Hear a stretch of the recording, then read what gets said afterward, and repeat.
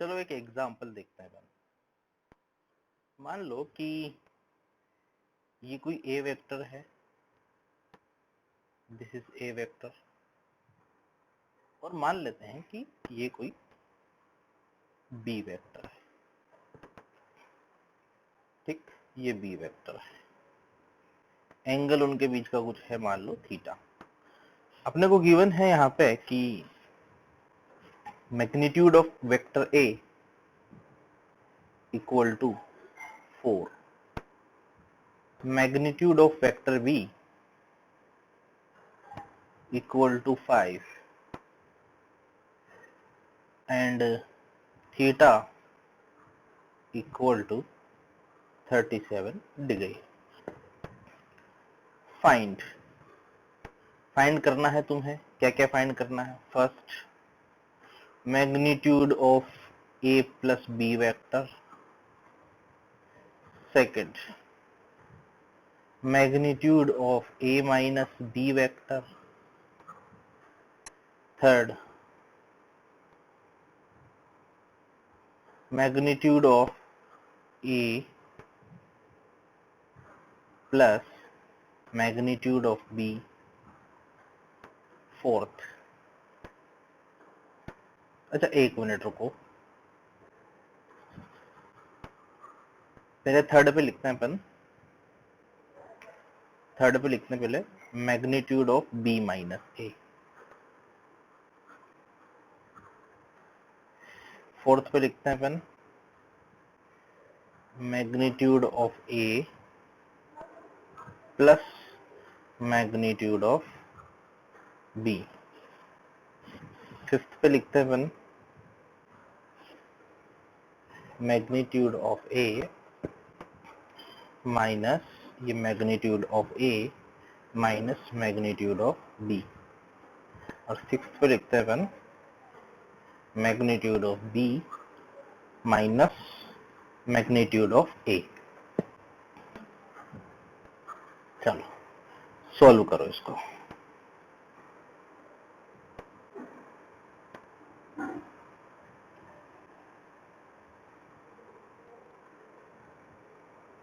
चलो, magnitude of A plus B क्या होता है formula? Root under A square यानी कि 4 स्क्वायर प्लस बी स्क्वायर यानी कि 5 square plus 2 A B cos 37। cos 37 होता है 4/5। ठीक है, इसको सॉल्व करेंगे, आंसर ये आएगा root under 73।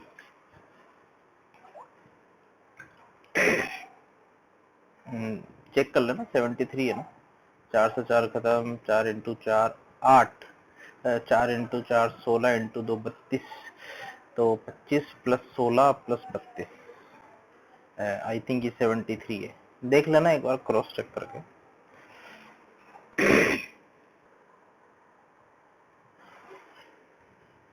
Magnitude of A minus B equal to root under A square plus B square minus 2 A B cos theta.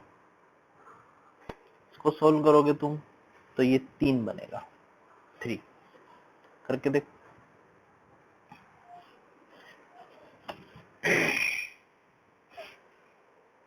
Third, magnitude of B minus A, वो तो सेम रहेगा।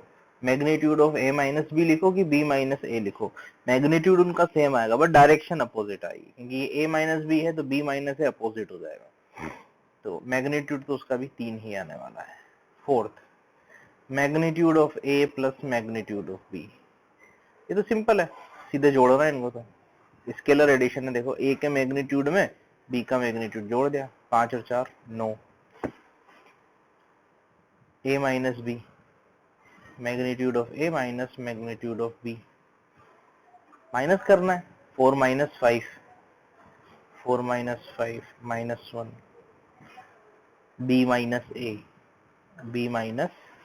ए magnitude of B minus magnitude of A, ये क्या बन गया 5 minus 4 यानी कि 1। ये आंसर आ गया इन सबका, देख लो।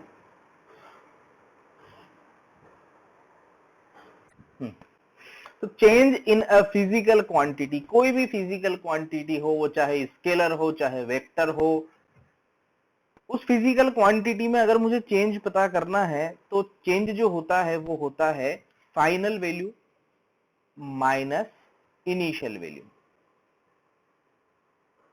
वैल्यू। ठीक है, अगर मान लो वो वेक्टर है, तो जैसे मान लो कोई फिजिकल क्वांटिटी वेक्टर है, तो चेंज इन वेक्टर, मान लो वेक्टर में चेंज निकालना हो तो वो आ जाएगा फाइनल वेक्टर, उसकी फाइनल जो वैल्यू थी विद डायरेक्शन, सिर्फ मैग्नीट्यूड नहीं डायरेक्शन के साथ, final vector minus initial vector.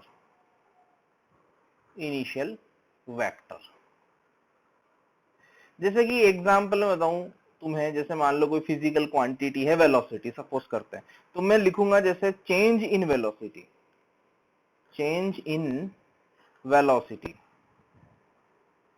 ठीक है, इसको मैं डेल्टा से रिप्रेजेंट करूंगा, डेल्टा वी इस तरह से शो करें। जैसे यहाँ पे वेलोसिटी है तो यहाँ पे डेल्टा वी, सपोज करो एक्सेलरेशन होता तो डेल्टा ए लिख देता मैं, इस तरह से। तो delta V equal to V final vector, जो फाइनल वेक्टर था वो, माइनस वी इनिशियल वेक्टर। ठीक है, ये डिफरेंशिएशन में भी तुम्हें बताया होगा कि जो चेंज होता है किसी भी फिजिकल क्वांटिटी में, जो चेंज होता है वो होता है उसकी फाइनल वैल्यू माइनस उसकी इनिशियल वैल्यू। अगर मान लो स्केलर है तो सिर्फ मैग्नीट्यूड यहाँ पे आ जाएगा, और मान लो वेक्टर है तो मैग्नीट्यूड विद डायरेक्शन में यहाँ पे लिखूंगा। ठीक है, तो क्वेश्चन अपना ये है कि एक बॉल है, ये बॉल जस्ट बिफोर कोलिजन, इसकी वेलोसिटी जो है वो नीचे की तरफ है और उसका मैग्नीट्यूड 10 मीटर पर सेकंड है। जस्ट आफ्टर कोलिजन जो वेलोसिटी है उसकी डायरेक्शन ऊपर हो जाती है और उसकी जो स्पीड है उतनी ही है 10 मीटर पर सेकंड। ऊपर की डायरेक्शन को y बताया गया है। फाइंड करना है तुम्हें, पहला क्या फाइंड करना है, मैग्नीट्यूड ऑफ, किसका मैग्नीट्यूड बताना है, change in velocity, velocity vector quantity है। दूसरा बताना है तुम्हें क्या, change in magnitude of velocity. दोनों का आंसर तुम्हें देना है, अपनी चैट में अपना आंसर देवें। तो यहां पे सबसे पहले अपने को बताना है कि magnitude of change in velocity. तो चलो अपन लिखते हैं, बिल्कुल डिटेल में बताऊंगा, एक एक स्टेप लिख के बताऊंगा। देखो मान लो कि v इनिशियल वेक्टर में लिखूंगा, देखो मैं, तो मैग्नीट्यूड कितना इनिशियल वेलोसिटी का 10 और direction minus J cap, 10 minus J cap. ठीक है, मैग्नीट्यूड आ गया, डायरेक्शन आ गई, यूनिट आ गई मीटर पर सेकंड, ये कंप्लीट काम हो गया इसका। अब देखो फाइनल वेलोसिटी देखते हैं, फाइनल वेलोसिटी की डायरेक्शन ऊपर की तरफ है, मैग्नीट्यूड 10 है, मैग्नीट्यूड 10, डायरेक्शन ऊपर की तरफ, जे कैप। जो लोग आई कैप लिख रखे हैं वो बस ऐसे ही, कोई मतलब नहीं उसका आई कैप लिखने का, आई कैप में थोड़ी जा रहा हो, जा तो वो ऊपर की डायरेक्शन में रहा है या नीचे की डायरेक्शन में रहा है, मीटर पर सेकंड। ये वी फाइनल हो गया। Change in velocity delta V change मतलब delta V equal to V final 10 J cap minus V initial 10 of minus J cap. तो टोटल कितना बन जाएगा, ये डेल्टा वी कितना मिला, 20 J cap meter per second. देखो डेल्टा वी कितना मिला, 20 J cap meter per second. तो डेल्टा वी का जो मैग्नीट्यूड है, डेल्टा वी का मैग्नीट्यूड जो है वो कितना मिला मेरे को, वो मिला 20 मीटर पर सेकेंड। कितना मिल गया, 20 मीटर पर सेकेंड लिखना पड़ेगा, यूनिट लिखनी पड़ती है। अगर यूनिट नहीं लिखोगे तो पता कैसे चलेगा वेलोसिटी है कि क्या है। चलिए दूसरा क्वेश्चन, जो दूसरा है चेंज इन मैग्नीट्यूड। चलो तो चेंज इन मैग्नीट्यूड यानी कि सिर्फ डेल्टा स्पीड, क्या बताना है, मैग्नीट्यूड स्पीड, वेलोसिटी का मैग्नीट्यूड स्पीड, याद रखना वेलोसिटी का मैग्नीट्यूड स्पीड। तो change in magnitude of velocity, magnitude of velocity यानी कि चेंज इन स्पीड पूछा है, चेंज इन स्पीड यानी कि delta of speed. Final speed कितनी है, स्पीड में डायरेक्शन नहीं होती, सिर्फ मैग्नीट्यूड होता है। और किसी वेक्टर का मैग्नीट्यूड में अपन सिर्फ 10 लिखेंगे यहाँ पे, और ये हो जाएगा यहाँ पे 10 माइनस 10 कितना हो गया, 0। ठीक है, अब जीरो के आगे मीटर पर सेकंड लगाने की कोई जरूरत है भी नहीं, जीरो तो जो है ही नहीं उसका क्या यूनिट लिखे, पर फिर भी अगर तुम चाहते हो समझने के लिए वही क्या था, तो 0 मीटर पर सेकंड, यानी कि कुछ नहीं, कोई चेंज नहीं आया, जीरो का चेंज आया। बात समझ में आई?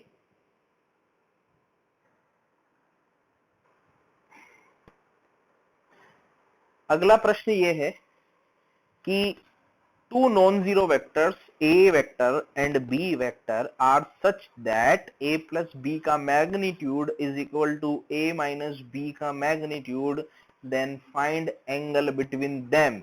अब a plus b का magnitude कल मैंने बताया था और a minus b का magnitude मैंने बताया था।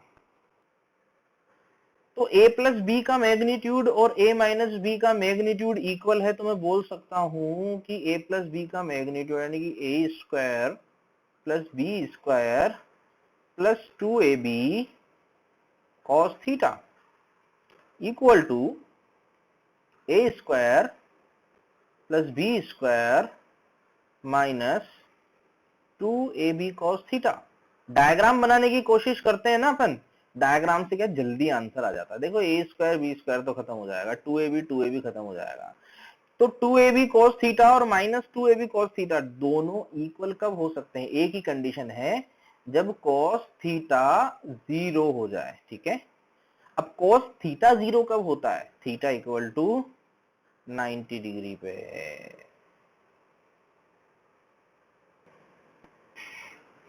तो cos theta 0, theta equal to 90 degree, ठीक है। अब देखो डायग्राम बना के देखो कि किस तरह से डायग्राम बनेगा। ए वेक्टर सपोज करो ऐसे है, ठीक है, बी वेक्टर इस तरह से है, दोनों के बीच में 90 डिग्री एंगल है, पैरेललोग्राम कंप्लीट किया। देखो पैरेललोग्राम बनाओ तो ये क्या बन जाएगा? एक रेक्टेंगल बन जाएगा ये, ठीक है। अब इसका a प्लस बी क्या बनेगा? a प्लस बी बनेगा ये इस तरह से, ठीक है, और ये बन जाएगा a माइनस बी, ठीक है। a प्लस बी, ये a प्लस बी हो जाएगा, a प्लस बी वेक्टर, ये वाला हो जाएगा, ये वाला जो दूसरा डायगोनल है ये हो जाएगा a माइनस बी वेक्टर। देखो ये a वेक्टर और ये b वेक्टर, ओके। इस तरह से ये होगा। किसी को दिक्कत हो तो पूछ। अगला क्वेश्चन अपना ये है कि the resultant of two vectors a and b is perpendicular to a। जो रिजल्टेंट है r वेक्टर वो a और b के परपेंडिकुलर है। अब r का जो मैग्नीट्यूड है, कोमा लगा रखा है मैंने, थोड़ा बड़ा खींच गया हो। Magnitude of r is equal to magnitude of b by 2। जो r का मैग्नीट्यूड है वो b का आधा ही है। Find angle between a and b, a और b के बीच का एंगल बताना है। देखना, जैसे मान लो ये a वेक्टर है, ये b वेक्टर है, a और b के बीच का एंगल मान लो मैंने थीटा, ये मान लिया, और ये जो है अपना r वेक्टर। अपने को क्वेश्चन में क्या बोला है? प्रश्न में बोला गया है कि a और r के बीच का जो एंगल है, ठीक है, वो a के परपेंडिकुलर, मतलब वो 90 डिग्री है। The resultant of two vectors यानी कि r is perpendicular to a के परपेंडिकुलर है, यानी कि फाई कितना है? 90। अब सोचो कि फाई 90 है, मतलब a अगर ये है तो r इस तरह से बन रहा होगा, r ऐसे बनेगा, ये r बनेगा इस तरह से। और अगर r ऐसे बनेगा तो b को कैसे होना पड़ेगा? देखो b बन जाएगा इस तरह से, देखो ये b हो जाएगा, ये थीटा, ये हो गया थीटा, और ये हो गया अपना फाई, ये थीटा और ये फाई, ये अपने b। इस तरह से डायग्राम बनेगा। सोच के देखो कि ये a वेक्टर, ये पीछे की तरफ b वेक्टर, तब जाकर के a प्लस बी इस तरह से बनेगा। अब डायग्राम ही डायग्राम से अपन इसका आंसर निकालेंगे थीटा का, ठीक है। डायग्राम ही डायग्राम से थीटा का आंसर निकाल लेंगे। देखो बोला है कि जो r का मैग्नीट्यूड है, मान लो कि r का मैग्नीट्यूड है l, तो b का मैग्नीट्यूड कितना है? 2l, क्योंकि r का जो मैग्नीट्यूड है, magnitude of r is equal to magnitude of b का हाफ, यानी कि b का मैग्नीट्यूड 2l रहा होगा, तभी तो r का मैग्नीट्यूड l रहेगा। अब क्या मैं ये वाला एंगल बता सकता हूं? ये वाला छोटा वाला जो एंगल है, देखो इसको कुछ और नाम दे देते, मान लो ये अल्फा है, इसको तो थीटा बोल ही रखा है, a और b के बीच का जो एंगल है, तो साइन अल्फा कितना मिला? Sine alpha L upon 2l, यानी कि अल्फा कितना हो गया 30 डिग्री, यानी कि थीटा कितना हो गया जो पूछा है, थीटा मिला 150 डिग्री। तो अगर मान लो डायग्राम से करना चाहो तो डायग्राम से ऐसे हो जाएगा, ठीक है। अब मान लो कि किसी को समझ में नहीं आया, भाई मुझे तो डायग्राम से समझ में नहीं आया, मैं तो जो है उस इक्वेशन लिख करके करूंगा। चलो इक्वेशन लिख के भी कर लेते हैं। Magnitude of R square equal to A square plus B square plus 2ab cos theta, ये हो गया। अब अपने को क्या क्या दे रखा है, अब नहीं इससे थोड़ी होगा, ये तो इसमें एक ही तो पता ही नहीं अपने को, तो अपन क्या करें फिर। देखो मैं बता रहा हूं, मेरी सुनो, पहले मेरी सुनो पूरी बात। मैं एक बार और रिपीट कर रहा हूं, मान लो कि tan फाई वाला फॉर्मूला अप्लाई किया, b sin theta divided by a plus B cos theta. ऐसा क्यों किया, क्योंकि मेरे पास a का मैग्नीट्यूड पता नहीं है, b के और r के बारे में तो पता है, b और r में रिलेशन पता है, पर a में पता नहीं है। पर a के बारे में क्या पता है कि वो r के परपेंडिकुलर है। एक इक्वेशन लगाई tan फाई वाली जो मैंने तुम्हें बताई थी, यहाँ से मुझे क्या पता चला कि a इक्वल टू है minus of b cos theta. चलो अब इधर आ गए अपन, r square equal to a square plus B square plus 2ab cos theta. R square क्या मिला, a स्क्वायर, बीच में मत बोल, R square equal to a square plus B square plus 2ab cos theta. यहां तक आ गए। अरे रुक जाए ना यार, क्या हुआ तुझे, जब a plus B cos theta 0 होगा तो ये कितना बन जाएगा, 1/0 टाइप का बन जाएगा। ये 1/0 मतलब tan phi equal to infinite, यानी कि फाई इक्वल टू 90 डिग्री। ये अपने को 90 डिग्री दे रखा है यहाँ पे, ये सॉल्व किया, आगे बढ़े। दूसरी इक्वेशन अपनी ये R square equal to A square plus B square plus 2ab cos theta apply करी, ए की वैल्यू यहाँ पे लिखी, आर की वैल्यू यहाँ पे लिखी, सॉल्व किया, cos थीटा की 2 वैल्यू आई। अब मेरी बात को सुनना, cos थीटा की 2 वैल्यू आई, अब पॉजिटिव लें कि नेगेटिव लें, कौन सी वैल्यू यहाँ पे लें, ये वाली चुने कि ये वाली चुने, कौन सी वाली वैल्यू यहाँ पे लें cos थीटा की। अब इसको ये वाली इक्वेशन सेटिस्फाई होनी चाहिए। देखो cos थीटा को नेगेटिव होना पड़ेगा तभी तो ये 0 बनेगा। अगर cos थीटा नेगेटिव नहीं होगा तो क्योंकि a और b तो पॉजिटिव है, क्योंकि ये तो वेक्टर के मैग्नीट्यूड है, तो cos थीटा को नेगेटिव होना पड़ेगा तभी a plus B cos theta 0 बन पाएगा। यानी कि कौन सी वैल्यू लेनी पड़ेगी अपने को cos थीटा की, -√3/2 वाली वैल्यू लेनी पड़ेगी। अब -√3/2 cos थीटा अगर है तो थीटा इक्वल टू 150 डिग्री होता है, ये तुम्हें ट्रिग्नोमेट्री में बताया होगा, ठीक है। ये नहीं लेना है, थीटा कितना लेना पड़ेगा 150 degree, cos theta equal to -√3/2, theta equal to 150 degree, ठीक है।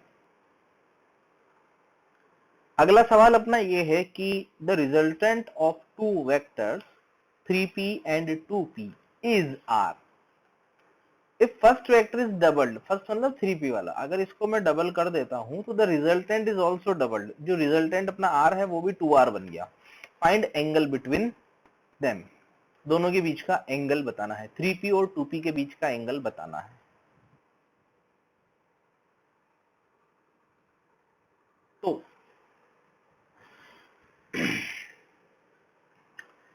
तो बना अपने पास R square equal to 3p square यानी कि 9p square plus 2p square यानी कि 4p स्क्वायर प्लस 2ab यानी कि 2 इंटू 3 इंटू 2 यानी कि 12p square cos theta, a square plus b square plus 2ab cos theta. बोला है कि फर्स्ट वाले को डबल कर दिया यानी कि 3 का 6 हो गया, तो रिजल्टेंट भी डबल हो गया यानी कि अब बन जाएगा 4r स्क्वायर इक्वल टू, पहले था 3r अब है 6r, तो 6r का स्क्वायर मतलब r नहीं p, 3p का 6p, तो 6p स्क्वायर प्लस दूसरा वाला तो अभी भी वही है 4p square plus 2ab cos theta, तो अब ये 6p हो चुका है, ये 2p ही है cos थीटा, ठीक है। तो ये 24 बन जाएगा ये, ठीक है। तो रिजल्टेंट डबल हो गया ना, the resultant is also doubled, यानी कि अब ये r का कितना हो गया, नया नया रिजल्टेंट कितना है, 2r है, तो 2r का स्क्वायर कितना हो जाएगा, 4r स्क्वायर। समझ गए। अब करना कुछ भी नहीं है, इस इक्वेशन में से इस इक्वेशन को माइनस कर दो और cos थीटा की वैल्यू निकाल लो। तो cos थीटा की वैल्यू कितनी आई, सॉल्व करके देखो, cos थीटा की वैल्यू कितनी आई, -1/2 आई क्या, इसमें से इसको माइनस कर दो, उसमें काम हो जाएगा अपना, ये r स्क्वायर p स्क्वायर सब खत्म हो जाएगा, ठीक है। या माइनस मत करो, डिवाइड कर दो, माइनस में तो r बच जाएगा, डिवाइड कर दो, ठीक है, डिवाइड कर दो पूरे को, इस इक्वेशन को, ये मान लो पहली इक्वेशन है, ये मान लो दूसरी इक्वेशन है, डिवाइड करने से r स्क्वायर खत्म हो जाएगा। तो इक्वेशन नंबर 1 को डिवाइड करो इक्वेशन नंबर 2 से, तो क्या हो जाएगा, ये बन जाएगा, इधर तो बन जाएगा 1/4 इक्वल टू, अब यहाँ पे सोल्व करना पड़ेगा, ये बन जाएगा 9 और 4 13 13 प्लस 12 cos थीटा, ये तो बन जाएगा, ये बन जाएगा 36 प्लस 4 40 40 प्लस, और ये कितना हो जाएगा देखो जरा, 6 इंटू 2 12 इंटू 2 24 24 cos थीटा, ठीक है। सॉल्व करके देखो cos थीटा की वैल्यू कितनी आ रही है, -1/2 है क्या cos थीटा, चेक करो cos थीटा -1/2 है क्या, थीटा की वैल्यू 120 डिग्री है क्या, चेक करो, सोल्व करके देखो।